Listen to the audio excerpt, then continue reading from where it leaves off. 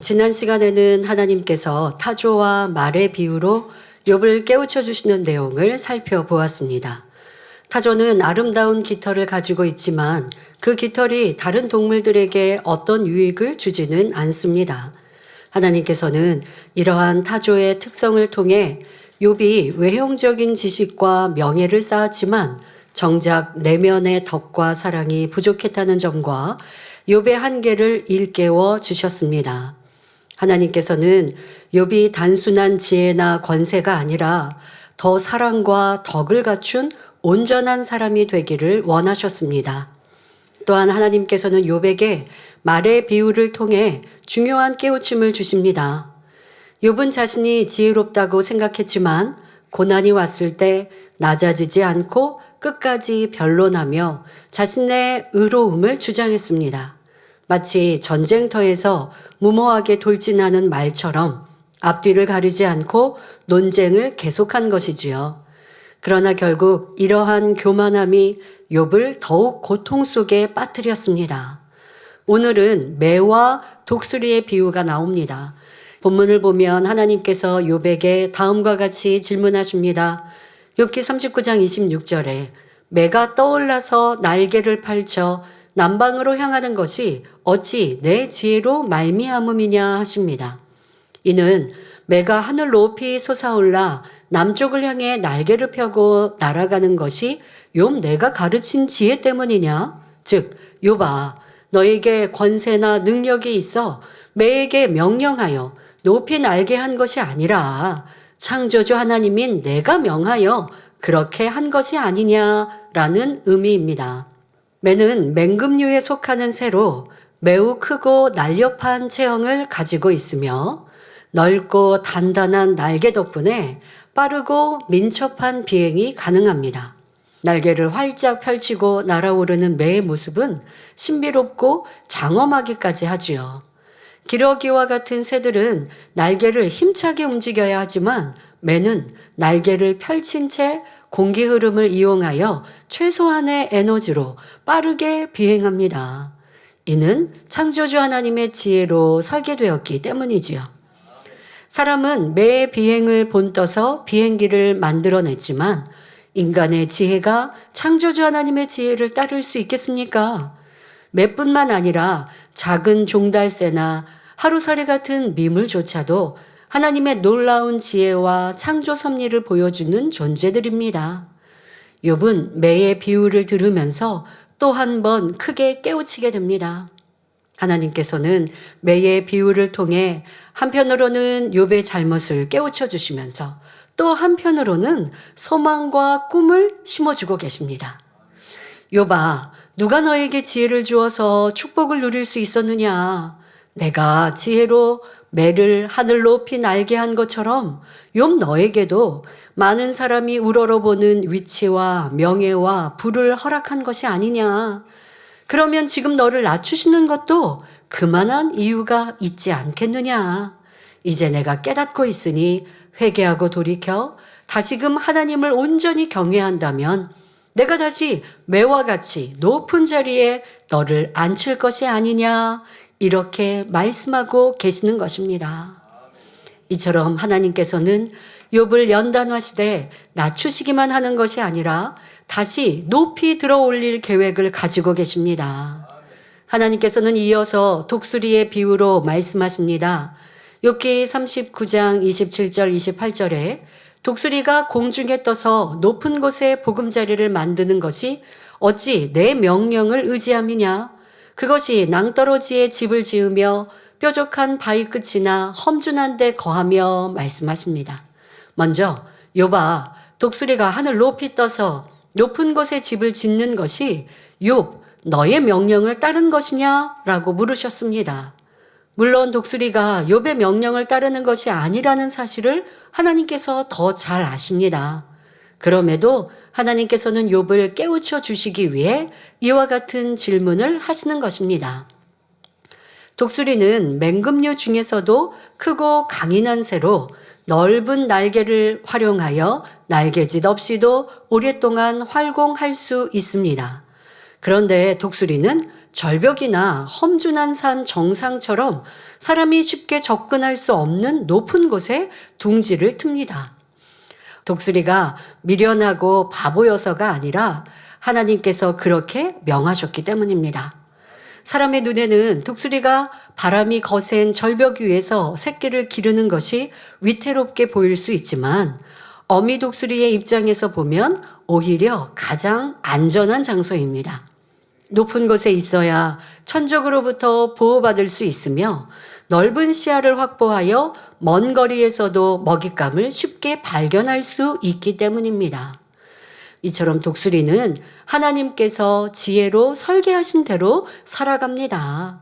그 존재 자체가 하나님의 위대하신 창조 섭리를 증거해 주지요. 이어지는 본문을 보면 하나님께서는 독수리의 특성에 대해 더욱 자세히 말씀하십니다.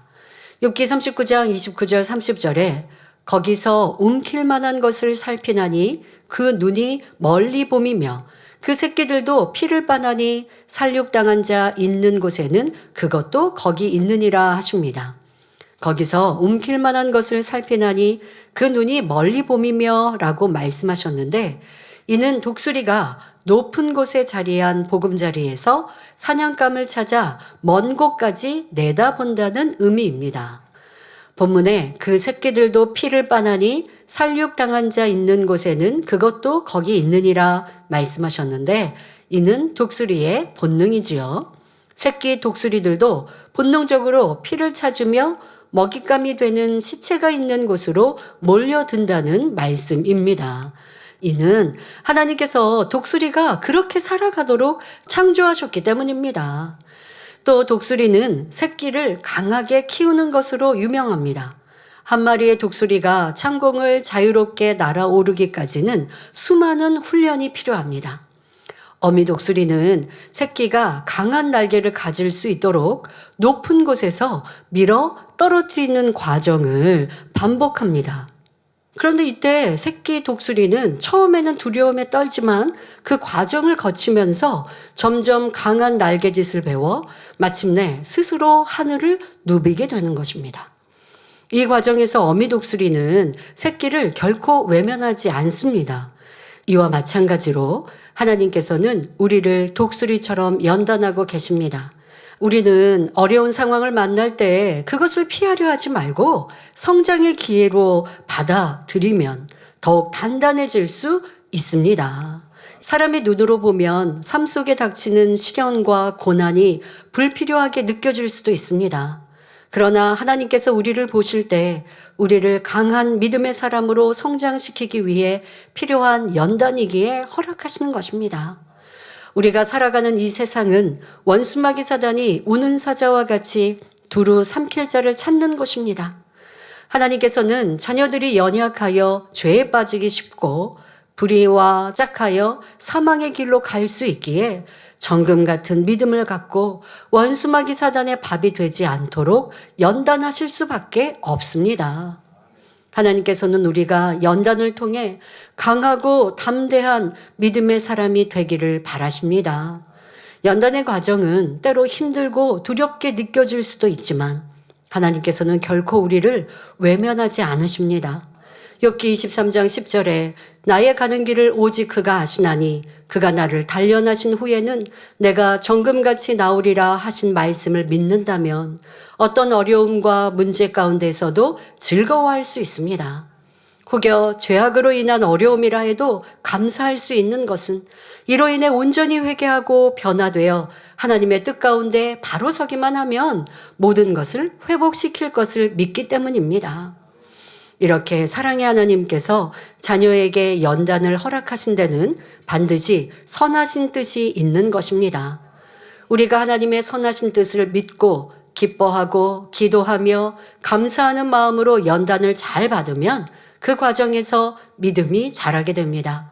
그렇게 믿음이 커지면 전에는 어렵고 힘들었던 것도 쉬워지며 넉넉히 승리하지요.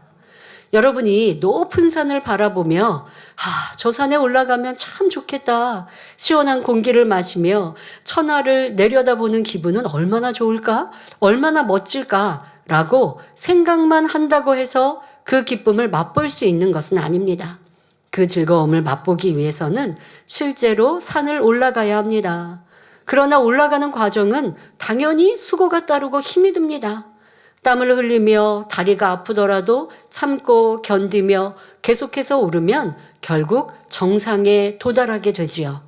마침내 정상에 올랐을 때의 기쁨과 성취감은 경험한 사람만이 알 수 있습니다. 여러분, 우리의 신앙생활도 마찬가지입니다.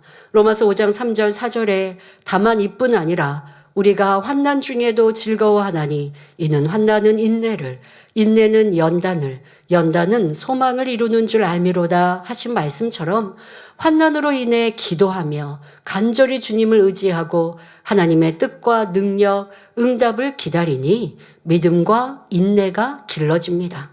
결국 천국에 가기 위해 빛의 자녀가 되기 위해 우리는 인내해야 하며 그 인내의 시간을 통해 자신을 복종시키며 변화되는 연단의 과정을 걸치고 있는 것입니다. 그리고 이 연단을 통해 하나님이 원하시는 모습으로 나오는 만큼 아름다운 소망이 주어집니다.